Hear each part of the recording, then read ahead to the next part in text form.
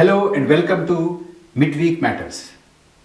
What happened at Ashoka University, the quitting of two distinguished academics from the oversold private university, invitation to wives of India's corporate giants to join the Banaras Hindu University as visiting professors, the ugly remark of Uttarakhand Chief Minister a few days ago on a woman wearing ripped jeans, and the violence in Jawaharlal Nehru University and Jamia Millia last year. Can we connect these dots and try to put together the picture of our new India that is now becoming increasingly clear? They are indeed not as unrelated as they seem. This is what I want to talk about today and want you to give a serious thought to these incidents. Developments at Ashoka University are disconcerting. A very respectable voice in our nation's public discourse, Professor Pratap Bhanu Mehta, quit the university. Arvind Subramanian, an eminent economist and former chief economic advisor to the government of India, decided to quit to show solidarity with and to protest against the easing out of Professor Mehta. Students and faculty of the university are angry. Professor Mehta's letter of resignation is telling. Its grimness is enhanced by its subtlety and understatement. He said, "After meeting with founders, it has become abundantly clear to me that my association with the university may be considered a political liability. My public writing in support of a politics that tries to honor constitutional values of freedom and equal respect for all citizens is perceived to carry risks for the university." I read many of Professor Mehta's writings. I have not always agreed with his point of view, but I respect him as an important voice in our nation's public discourse. Professor Mehta's choice of words in his letter of resignation is not casual. Let's therefore deconstruct this part of his letter. Let's imagine the scene. Professor Mehta sitting down for a chat with the founders of the university, a very sophisticated group of people, big guns of India's corporate world. They purportedly came together to establish Ashoka because they wanted to give back to our society something after achieving their financial success. What could they have said to Professor that made it clear to him, abundantly clear to him, that his association with Ashoka was a political liability? Political liability? What political liabilities could a university possibly have? Or was it a political liability to one, many, or all of the founders? Were their business interests and financial interests threatened? Threatened by whom? State government? Central government? Was the threat credible? Well, we are dealing with financially successful people in India's corporate jungle. They couldn't have got the signals wrong. The threat must have been credible.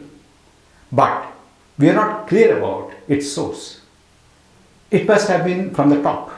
State and local governments couldn't really cow such people down, that's for sure. Professor Mehta says that his writings in support of values of freedom and equal respect for all citizens is perceived as a risk for Ashoka. What democratic government should have quarreled with the values of freedom and respect for all citizens? How can Mehta's support to these values pose any risk to the university? Did the founders ask him to quit? Or did they tell him to stop writing and continue his association with the university? We could only guess. But Professor Mehta gives a clue in his letter to the students. He said, for him, leaving the university was the only honorable thing to do, consistent with his values.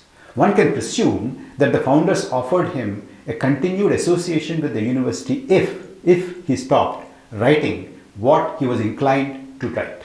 The founders made Professor Mehta an offer, but that was an offer he could refuse. The professor denied the powerful founders their power over him and their power to silence a voice. I think this is no ordinary defiance. It could potentially be the beginning of a massive resistance. Mehta will be remembered for this act of initiating an Indian spring if it were to bloom, sooner or later. Along with him, Dr. Arvind Subramanian. Actually, Subramanian did not have to so much bother because It is no direct threat to him. But he reminded all of us that we should not keep quiet because they came for someone else. He is the one who reminded us that tomorrow they will come for you, me, and everyone else. He displayed foresight. He found it ominously disturbing. These as yet muted signals are clear enough for Subramanian. Now it is for us to pick them up and push back what the establishment wants to brand as thought crime. Close on the heels of this development in a private university is the happenings in another, this time a publicly funded university, Banaras Hindu University. The university has decided to invite Srimati Neeta Ambani, wife of Asia's richest businessman, Srimati Preeti Adani, wife of Gautam Adani, who added $16 billion to his net worth in the last 1 year, the pandemic year, and Srimati Usha Mittal, wife of steel tycoon Lakshmi Mittal. The university wants them to be visiting professors in its social sciences faculty at Women's Studies Center. The dean of social sciences faculty said that he thought that the students could benefit from the experience of these persons in the field of women empowerment. The students there are protesting.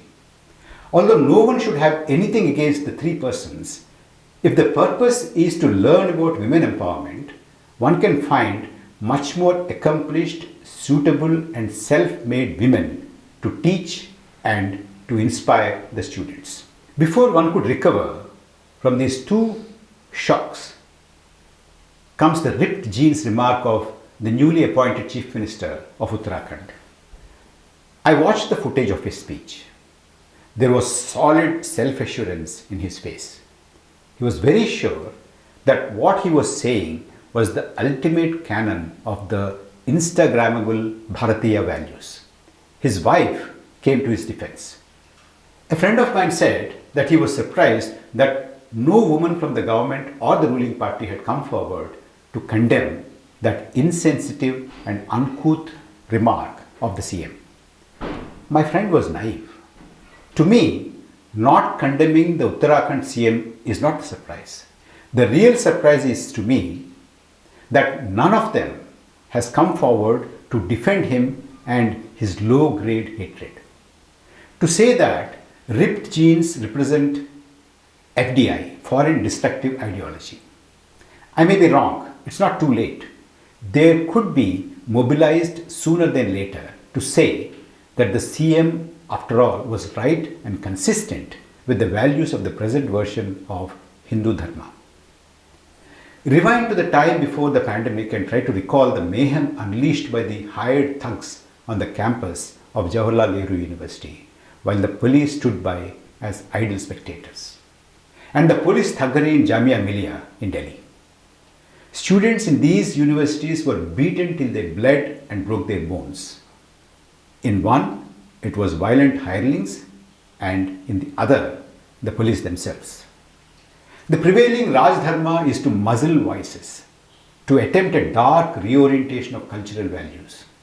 See every dissent as sedition.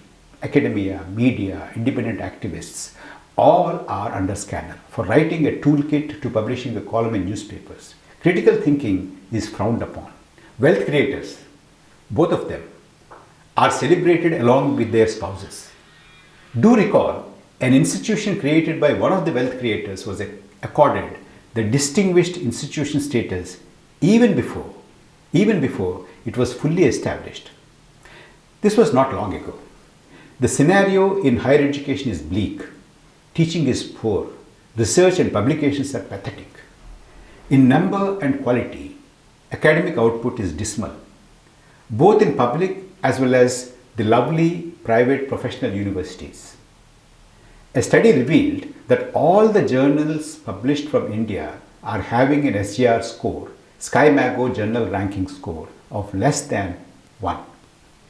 The highest ranked journal in both economics, econometrics and finance and multidisciplinary is having an SGR score of less than 0.5. Though India has a good ranking in the area of medicine and scientific journals, but it still is way behind the global standards. The overall number of Indian journals which are globally recognized are very less in number. Quality of our academic output is alarming.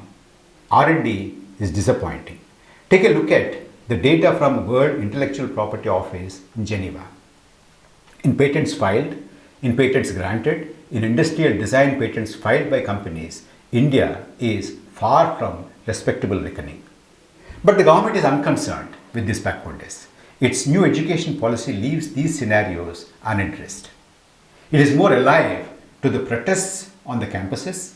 It is exerting to ease out professors, making wealth creators visiting professors, controlling cyberspace and digital outlets. This is no route to achieve a $5 trillion economy or to make Bharat Vishwaguru. Universities and research institutions should flower. They should be battlegrounds for ideas, where conventions are challenged. Dissent blooms. They should not only answer questions, but also be free to question the answers. Every campus should be an anomaly, untamed. They should challenge the society's smugness. They should not be bonsai universities, which look like universities but only grown in pots, manicured, tidy, plastic, to the liking and comfort of our rulers. That's all we have time for this week. We will meet again next week, Wednesday at 1 o'clock.